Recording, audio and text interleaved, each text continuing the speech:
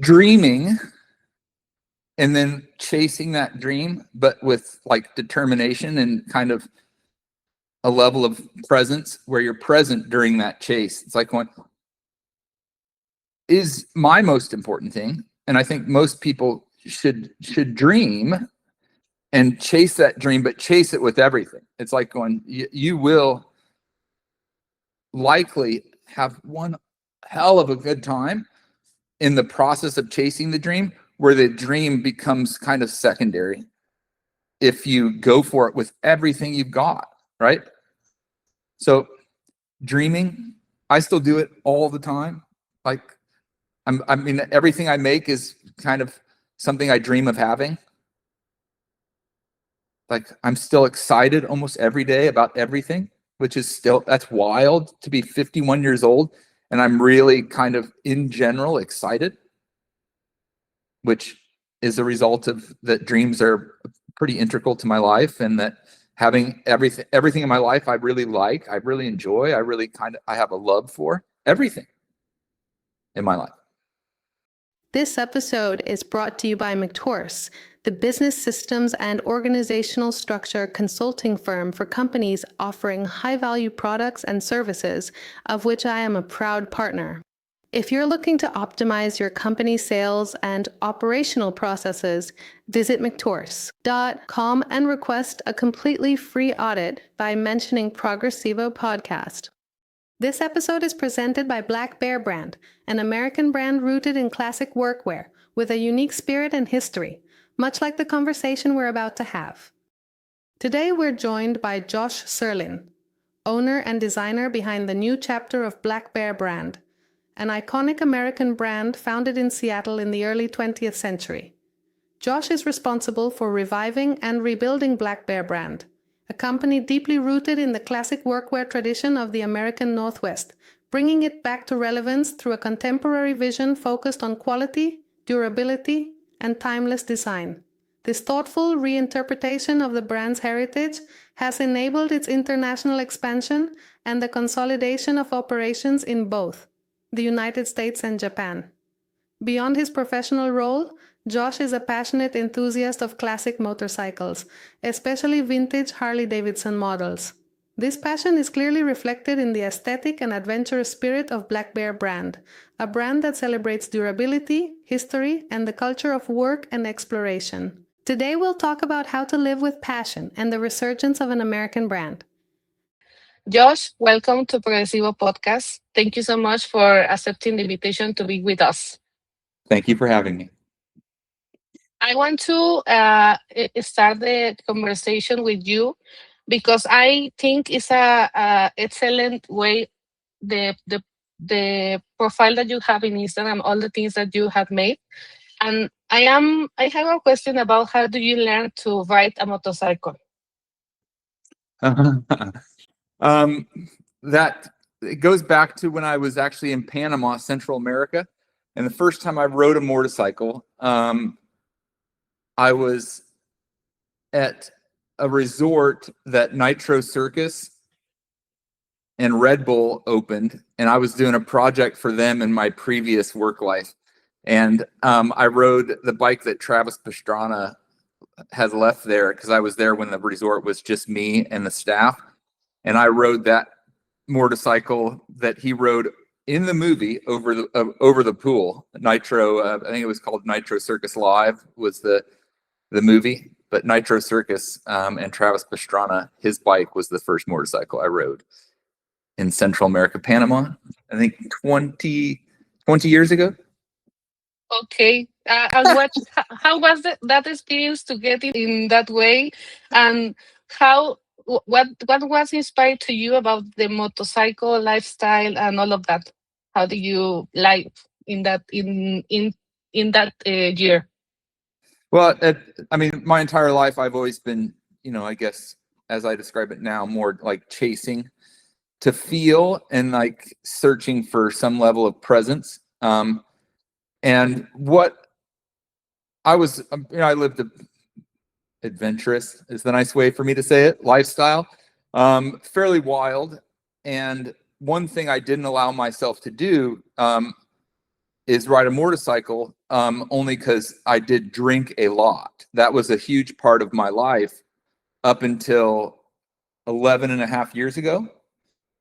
And when I got sober and I stopped drinking, I went back to that one thing that I didn't allow myself to do, and I got my first motorcycle. And that's the black 1948 Panhead Harley-Davidson that I've been riding every day since. Okay, so do you were in Panama in that way, living or something like that, or you only get for the job? Only for the job. So I was doing private previous to Black Bear brand. I had, I guess one would describe it as an agency, but it really wasn't. It was just me. And I was doing creative projects for anyone that would hire me. And largely my interest was in kind of what I loved, and that was action and kind of adventure and sports.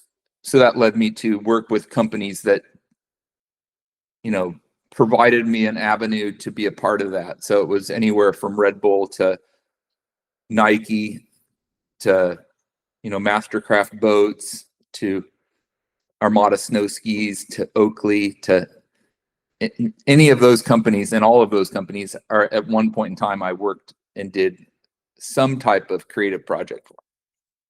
Okay, perfect. So, you say that that was an adventure, a really good adventure for you, and uh, I saw in your profile that you say something powerful about that. That was adventure was never a hobby; it was a necessity.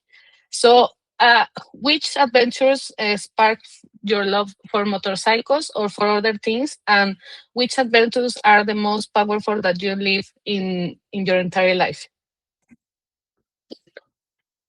There's I've had so many different now chapters, and each one of those chapters had significance, or a significant number of, let's call it, adventures. In the current, 11 years, I would say my time in Japan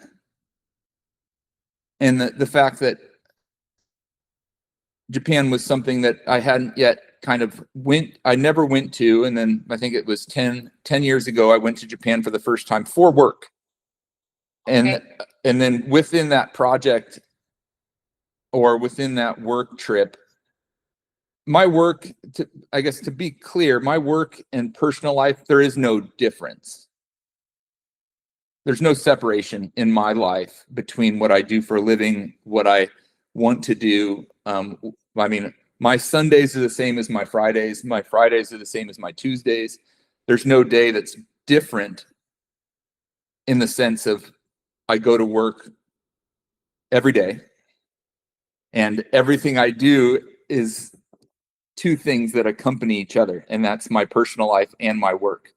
So there's just no separation. But I would say my adventures in Japan, my riding motorcycles in Japan, because of just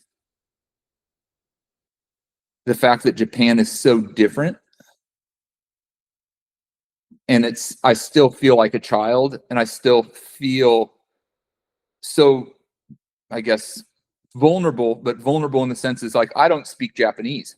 So my entire interaction lacks conversation. So when I'm with people, I'm incapable, because of the language barrier, to communicate the way in which we're all accustomed to communicating, and that's through speaking.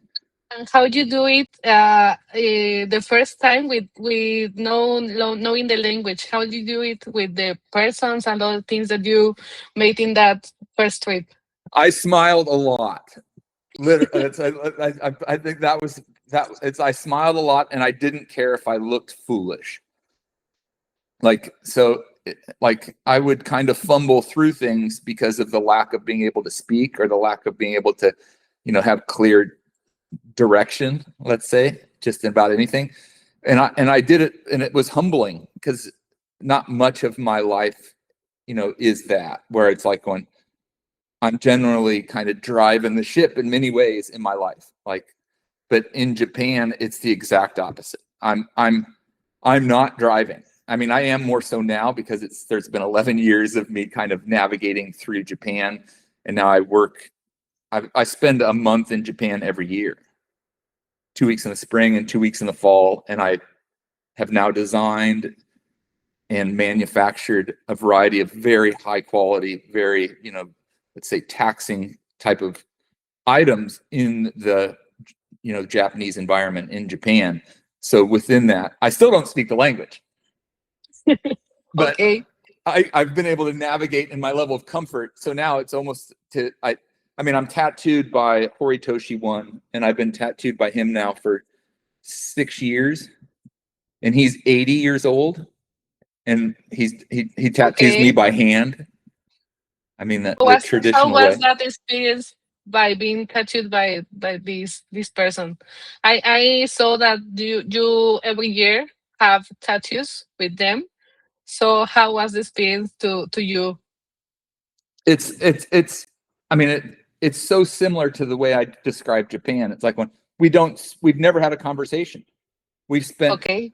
hundreds of hours together now, and our communication is either through a third party we're mutually friends with, that's there with us, or we navigate through kind of our friendship in the way in which he tattoos me, and we describe and discuss art without speaking. It's all body language. It's all, it's all mannerisms. And it's like Yes. and I've became very comfortable in kind of that way because of all my time in Japan. Like, I'm just not put off or put on my heels now when I can't kind of communicate with someone by speaking to them. I navigate Japan like a normal person in Japan, but I still don't speak the language. I mean, it's like I'm in the subway every day. It's like I'm interacting with factories. It's like and I found some workaround way that's mine. And it's now so special to me. I'm okay with not ever learning the language, as awkward as that may be. It's like I'm okay. I think this way is really special to me. This kind of the struggle that comes along with not being able to speak, and the awkwardness and kind of innocence that accompanies this inability to communicate and forces you to communicate in other ways. It's like, I really like it. But that adventure, which is a 10-year adventure now in Japan, but again, sobriety was probably my most significant adventure in my life. The entire process of taking what I was kind of dreaming of, and that being Black Bear brand, and kind of going on the adventure of figuring out how I was going to do it. And then each step in that adventure of like each item, each design is kind of its own independent kind of story to me. It's like when I'm figuring it out. I mean, I'm figuring out what I want to do, but I didn't come from a background of manufacturing in apparel. I didn't come back from a background of understanding pattern work. I didn't come from a background of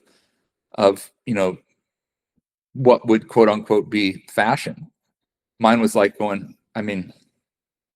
I can design stuff, but what I was designing was completely different than fashion prior to this. It's nothing to do with fashion. How did you get to the creativity aspect? Because you told me before that you never have that way in your life. So how do you get in that aspect to get more creativity, and then get the opportunity to get a new brand resuscitated of over 100 years? How do you make that? So, and it's probably, this is how all the different things tied together. It's like when I just wanted it. So I went through, and every time I was presented with somebody that said no, or something that made it like, what one would assume is not possible, I would, I won't cuss, but I was like, nah, yeah, I'm going to go that direction now. So it's like when I'm still going to go I'm going to get to where I want to go, but I don't care if it's It's difficult sometimes.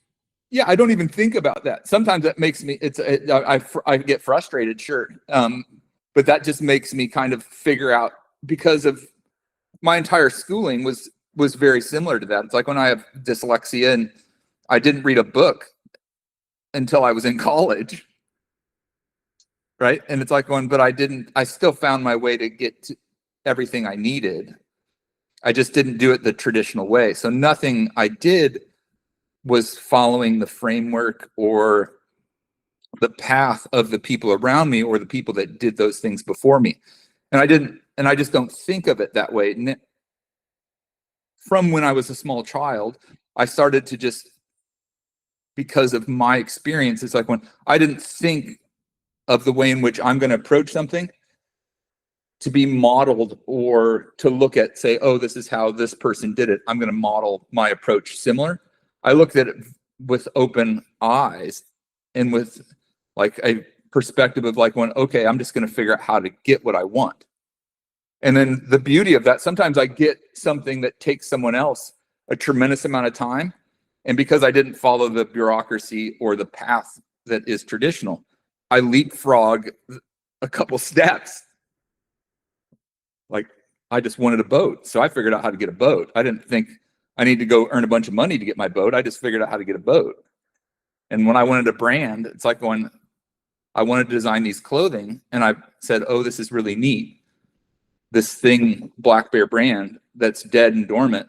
And I got fixated on the trademark, and I got fixated on, proving that that trademark was mine. And I did that through making a few items. And then I was frustrated that those items weren't as good as I wanted them to be. So that sent me down the adventure. And then each one of those things, I just wanted that specific jacket. So I figured out the jacket that I was imagining, how I could make it. So it was really just the objective of that item. It would be so narrow as I wanted to make a pair of jeans because I wanted the coolest pair of jeans for me. So then I would, with no set process or set way in which I was going to do it, I was like, well, where's the best denim? Japan. I go, where's the best? Where in Japan? Okayama. It's like, well, how do I get the best denim? And then, yes, of course. And in that way, I feel like Japan for you is like a place that matches with your obsession. That obsession that you say, the craftsmanship and the excellence. So, did you get some difficulties to make some partnerships in that country, in personal and professional way in that time, the first time? And that, yeah, I mean, a gentleman, a magazine called Hail Mary Magazine, which is a magazine in Japan. It's a men's magazine, and they've got a concentration on vintage, aspired vintage, and most aspired vintage that they cover and that is in Japan is actually US vintage, denim, sports, what have you. So this is a famous gentleman in Japan who had a magazine called Hail Mary Magazine. They reached out to me the first year I started to resurrect Black Bear brand. And I was just beginning. Like I was figuring out some of the first basic items and figuring out how I was to make them. But I was moving really quickly. He found an affection. He thought what I was doing was cool. And he thought I was much bigger than I am. Because my company is very small. Very small. But it also allows me to operate with some agility. But they sent a writer and a photographer to my house from Japan.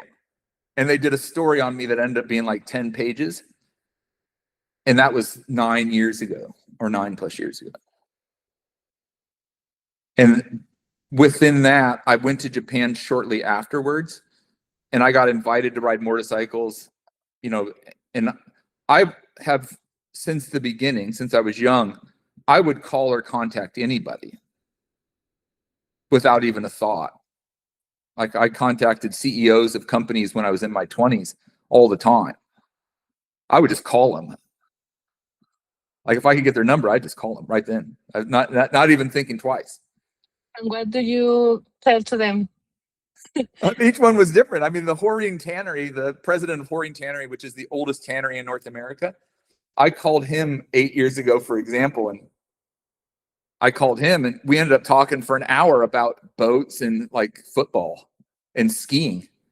And then to that day, I've worked with that tannery for now 9 years, and they make all my leather, and I get to do things with that tannery in regards to, driving kind of the direction of leather and working with arguably the best people in this country within the leather world.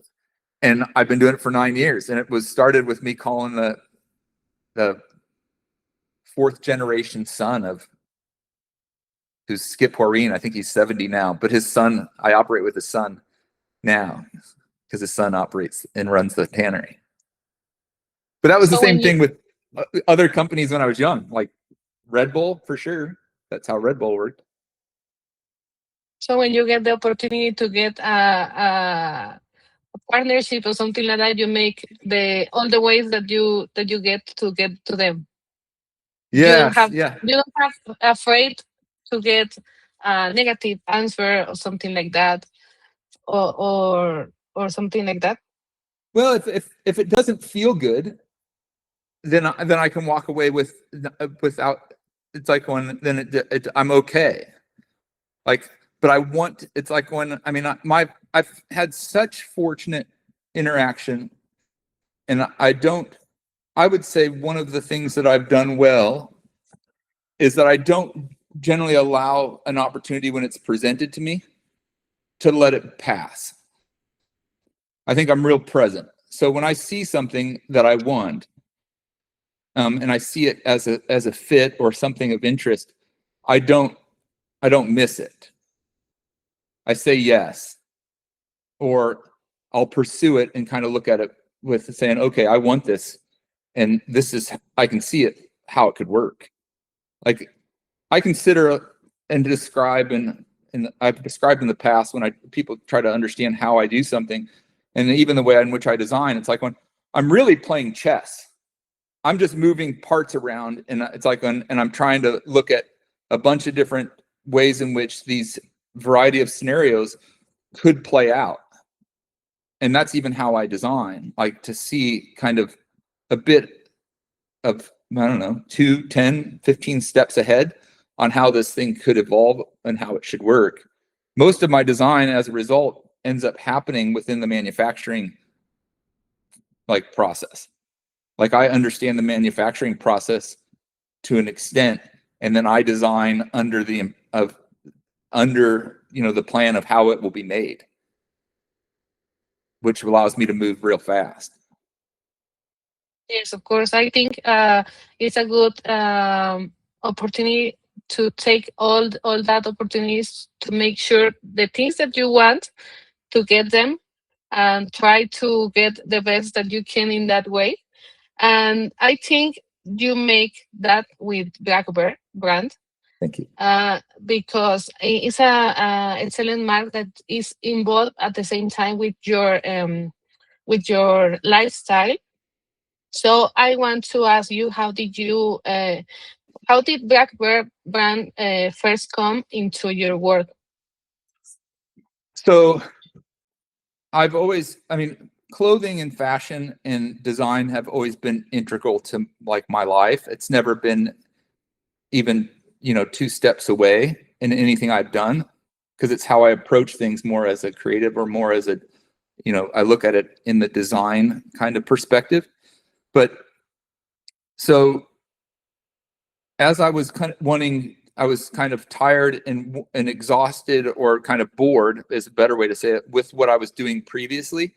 I wanted to do what my dream was, and that's to do fashion. I finally wanted to say, okay, it's like when I dabbled in it when somebody would allow me to in a client's relationship, but I wanted to do it for real. So I had already been aware of Black Bear brand, because Black Bear brand, now is 105, 106 years old here in Seattle, but it had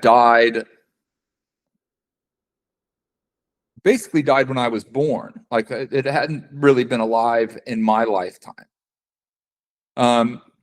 But there's signs throughout there's one in downtown Seattle that's very famous. There's also one that I have photographed that's the best one, that's 45 minutes as we cross the pass through the Cascades. There's another sign that's 100 years old. The one in Seattle is approximately 100 years old as well.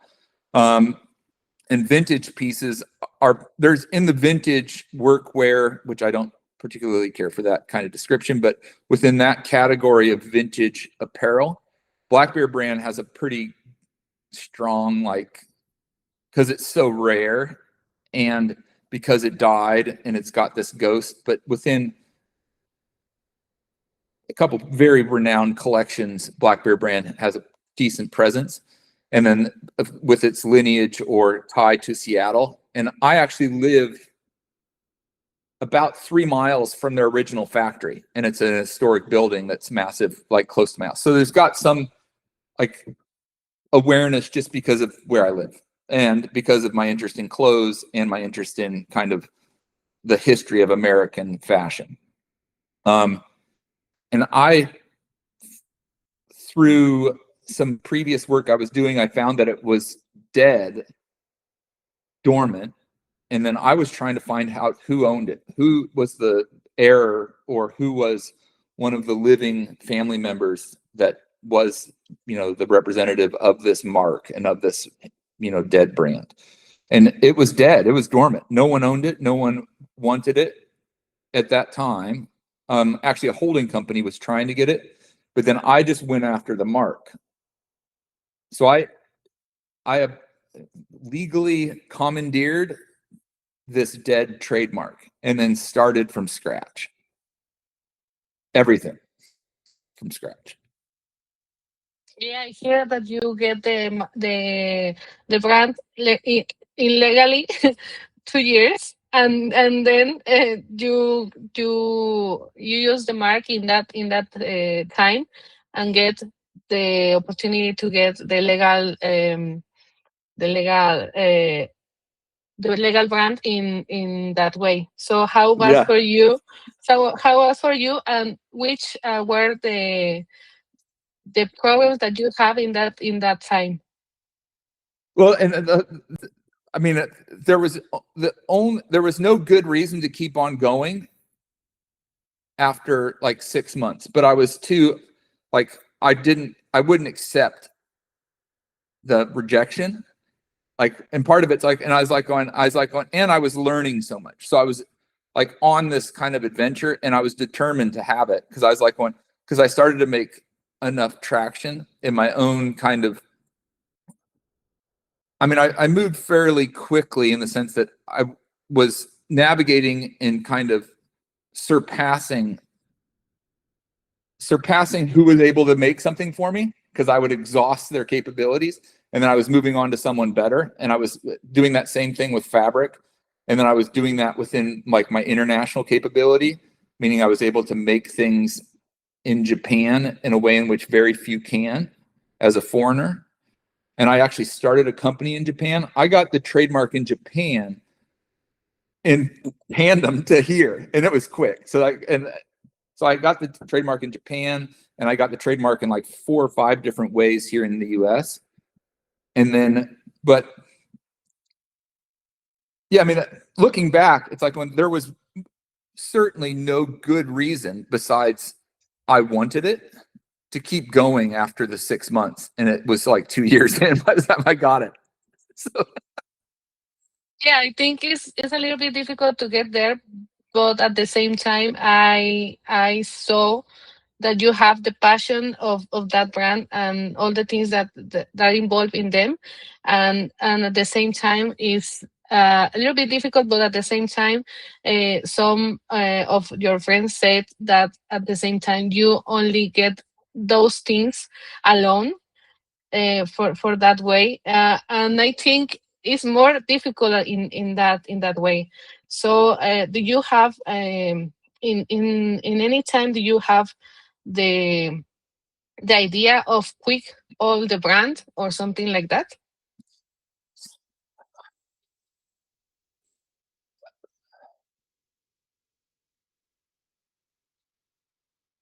that's never been my problem.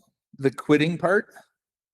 Like, so and the joke always is, it's like, well, no, it's like when it's either going to be a success or a really wild crash. Like it's not, it'll be something, but it wouldn't be like me quitting. It'd be like going, no, I'll blow it up. Like I will go until this is either something and I've decided that it's like when I've done what I wanted to do, or I'll crash. Like it will just be a mess. It will be like I will have pushed it until it breaks, but I won't. It's like when it'll be me clawing. It's like when, because life is a fight, and I mean that in the best way. It's like when, no, it's like I wake up in the morning and I don't want. I'm happy. I'm excited to go and chase everything that I want to chase. And I think that this is, because that's the interesting thing that I found, because originally the brand wasn't this in kind of its conception. It's like when the brand is largely just kind of in the way that it's expressed on social media, or the way that it's expressed in kind of the clothing or the design, it's just an extension of my life now.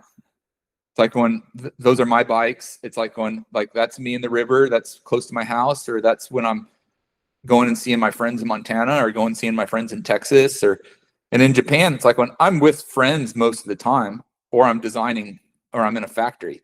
It's like, but I stay in, like, yeah, when I go to England here in a couple of weeks, it'll be the same difference. It's like when the people that I'm with, like, are kind of part of my adventure. Like they're part of this to some extent, just because most everyone in my life is pretty close. Like I don't have any kind of passive friendships or passive relationships. They're all like they're in it. And my clothing is something that most of my friends, if not all of my friends, really like. And they all wear it. Like when most people I interact with wear the clothes I make, right? So and that's women's too. That's the exciting thing that, I'm on the adventure at the very beginning. It's like one is making and designing, women's stuff. Which is, Okay. yeah.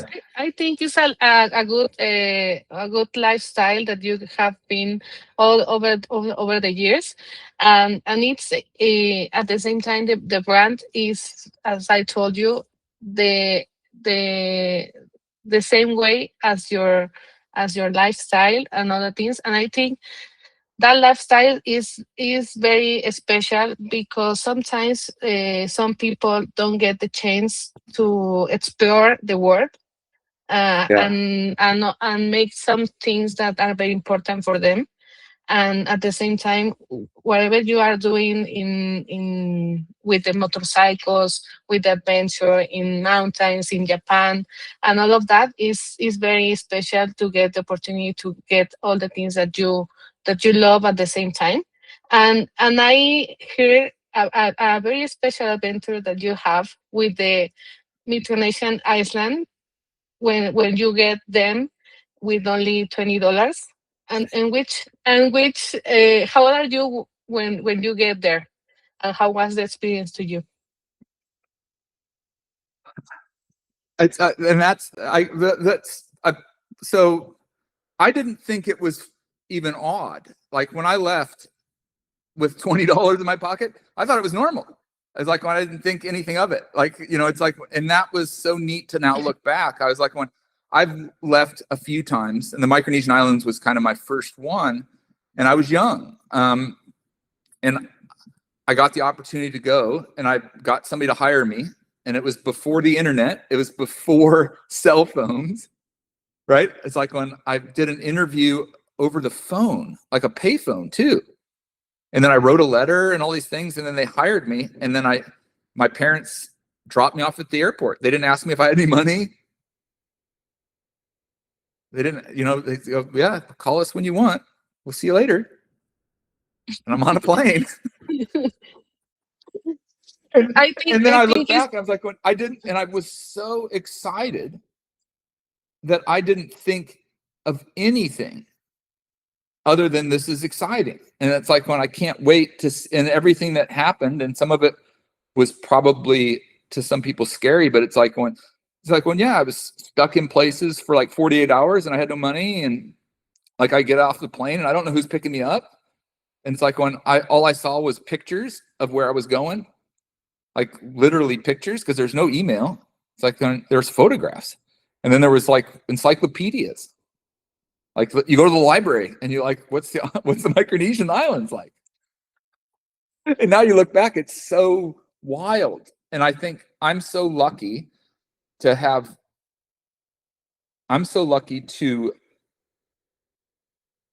had adventures with kind of such childish openness and such kind of bright eyes that the world's amazing, right? And I didn't kind of alter or get a presumption. I wasn't presuming that the Micronesian islands was this way because I didn't know. So I went with not knowing anything. And I've gone to Europe that same way. The first time I went to Central America was the same way. First time I went to Mexico was the same way. It was like when I didn't know anything. I just thought this is so cool. I go, and I was like going, I mean, first time I was in Mexico City was again, I was doing a custom project in Valle de Bravo for a customer that was one of the top customers for Mastercraft and Mastercraft boats. I did a lot of the creative and a lot of the graphics 20 years ago. And they wanted a custom boat. And I did all the custom boats graphic wise. So I went down and they just picked me up at the airport in Mexico City. And then I went like with people I didn't know, like that didn't speak English either. It's like going, no, we're in a truck. We're going to Valle de Bravo. So I got to see part of, Mexico with this naive young kid. I thought it was awesome. Like I didn't think, and then everyone's like, what did you just do? And I was like, oh, it was so great. And they're like, I was like, I loved Valle de Bravo was very, very cool. And Mexico City, talk about wild, like how big and how fast moving. I mean, that's the neat part from where I'm sitting right now is I've got such a vivid memory of like Mexico City, for example, specific to this, Panama City in Panama. Also the same thing, just like the difference. You have a high rise that's, and then you have next to, colorful buses, right, and literally donkeys. And then you've got a high rise. It's like it's just a wild, cool place. Yeah, I think that you have a very special lifestyle at the same time, and at the same time, I think that you take adventures all the time in your even if when you were young, and all these things if you take the opportunity to get those adventures, and I think at the same time you don't be afraid of everything that you do. But in any time did you have been afraid of doing something? So Jen, I mean, I'm probably afraid all the time. And now it just affects me less. And one of the fun things, because I had one of my friends, his wife was going, she's like, she said that same thing. She's like, you just don't seem like you're afraid of anything. And I go, no, I'm afraid all the time. I just don't stop despite being afraid. Like if I'm afraid, I generally move faster and I move right into it. Like, it's like when I don't go to my heels is the way that it has been described. I would go to my toes and I would lean into what I'm afraid of. So, and that's, I've been on, around some world-class snowboarders in, the mountains of British Columbia, and we're on a cliff, and I've got us there because of some wrong turns. And it's like and I was the calmest one, and I'm by far not the most proficient, right? And it's like mind you, I did ski and snowboard a lot, but it's like and I just said, follow me. And then I rode down this cliff that was wild. And they're like, to this day, their memory, because he's one of my close friends, and he still curses me that I put him in that situation. And I looked at him like when it didn't phase because we got out of it and we were all good. And it was fun because it was wild and we made it. But from skydiving to, I mean, yeah, I'd say that I'm frightened a fair bit. Like, I don't like heights, but I go somewhere where it's really high a lot. Like, I've been jumping out of planes in Central America and across the US, and I've been in certain scenarios, cliff-wise and mountain-wise, that are extremely, let's say high and dangerous. And I'm very, very uneasy. Like heights, I'm very uneasy. But it's like I think that's why I went and did it. It's because I didn't want to be uneasy. I don't like the fact that heights, for example, like make me feel uncomfortable. So I want that discomfort to go away. So I'll go do those things that are uncomfortable to me to try to make that discomfort like go away instead of avoiding it. Yeah, I think when you avoid the things that you want, but at the same time you are afraid, I think when you get the fear of doing that, the things you are losing the experience of living an adventure, and it's very and it's very sad at the same time when you get you really want to do something, but at the same time you were afraid of doing that. No. Yeah, and I think it's like and I don't want to get in my own way. If I can do one thing in my life, it's like I don't want to be the kind of the block or kind of the obstacle in me having or achieving or seeing or experiencing all these amazing things. There's going to be plenty of obstacles without me being it. Like, there's going to be plenty of tough things to kind of work around and to kind of navigate through. So the one thing I never want to be is like, I don't want to be in my own way. So I've been, I think, pretty good about that. It's like, I'm never in my own way. Like, being scared would be the last reason that I would not do something. Yeah, at the same time you said something important in your profile, that the world is too big and too wide for be understand. So how did you get in that philosophy of life? How did you get to that life? I think it's that habit of like, as soon as I start to feel uncomfortable or scared, I'll run at it. And then as a result, to experience it once and you're like, no, I'm fine. Like, it's like, to be scared is silly, right? It's like because I was fine. So at least to have that kind of association of, and the real only way that I'm not going to achieve or have the things, one way that I will certainly never have or achieve the things I want to or I'm dreaming of is as if I don't try. That will secure my failure. So like, at least I got to try. Like, and I've been real. I mean, I don't know if lucky's it. I've got good balance, I'd like to say. So that, but it's like I've crashed just about everything. I've crashed skydiving. I've crashed cars, race cars. I've crashed motorcycles. It's like I've between the injuries I have, it's like no, there's lots. There's lots. But the catch is, it's like I don't wallow in that space to follow that either. So it's like I get up. Yeah, And I got I crashed well. I think that's been proven. I think that all the things that you made, if you don't try, you get to lose. And at the same time, all the things that you made with the brand, the risk that you take with, for example, with the Blackbird brand, if you haven't made, so you have losing a lot of things with, at the same time, with your journeys in Japan and in the other ways in other countries that you told us.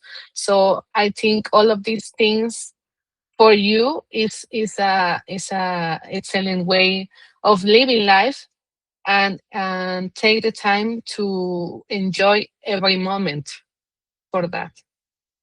I certainly want to. So I'm glad that is the way it comes across. Because, if anything, it's like I really just want to smile. I mean, I just want to feel good. I just want to be happy. Ultimately, everything is within that direction. It's like when I'm just trying to smile. Like everything I design and everything I make is like when I just want to have things that I love, that I think are cool, and it's like when, and each one of those things is that. It's like when. Yes, of course. So, Josh, we're reaching to the end of the episode, and I want to ask you something that is very important for us. Okay.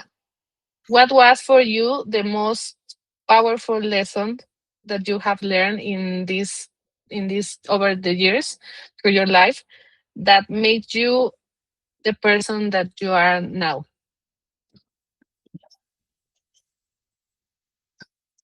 That dreaming and then chasing that dream, but with like determination and kind of a level of presence where you're present during that chase. It's like what is my most important thing. And I think most people should dream and chase that dream, but chase it with everything. It's like going, you will likely have one hell of a good time in the process of chasing the dream, where the dream becomes kind of secondary if you go for it with everything you've got, right? So dreaming, I still do it all the time. Like, I mean, everything I make is kind of something I dream of having. Like, I'm still excited almost every day about everything, which is still, that's wild to be 51 years old. And I'm really kind of, in general, excited, which is a result of that dreams are pretty integral to my life, and that having everything in my life I really like, I really enjoy, I have a love for everything in my life. I think that you have the no, and you have to try to get the yes in all the things that you want. Yeah. I think it's very important to get dreaming and make some things that you really like, and I at the same time think that is very important that way, and at the same time I think that your brand, the Blackbird brand, your lifestyle, and all the things is the perfect example of that way of living. So it's a good example for our audience, and I'm very happy to have you here and to try and share with all the people that way of life, because we don't have uh, a lot of time, and we have to get to get and explain and try all that time with a very energy in your life. No. No, thank you so much. Yeah, it's a pleasure and enjoyable to talk with you, and it was fun for me to for you guys to reach out, and yeah, thank you very much. No, thank you so much for you, and I'm so happy if you can share with us your social media for the people that doesn't have met you now. How the people can look for your social media and for Blackbird brand. Okay, yeah. So in everything from Instagram to Facebook to TikTok to the website, it's all Black Bear brand. So it's pretty easy. And then my name again is Josh Sirlin. which has a kind of its own little thing as well, but the Black Bear brand. So yeah, I look forward to, continuing to share and kind of all your journey, all the things and that you have I made. feel like it's just beginning. I really do. And that's what's so wild, that I really feel like I'm just getting started. So I think, yeah, today's going to be great, and tomorrow's going to be something that's greater than I can even imagine. Yeah, and tomorrow is the perfect time to get the things that you want.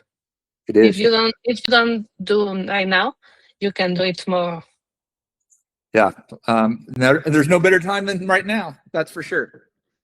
Yes, of course. So thank you so much, Josh, for being with us in Thank you. Progressivo Podcast. And remember that every step is forward to the progress. So see you next time. Thank you so much. Thank you. Thank you. Bye now.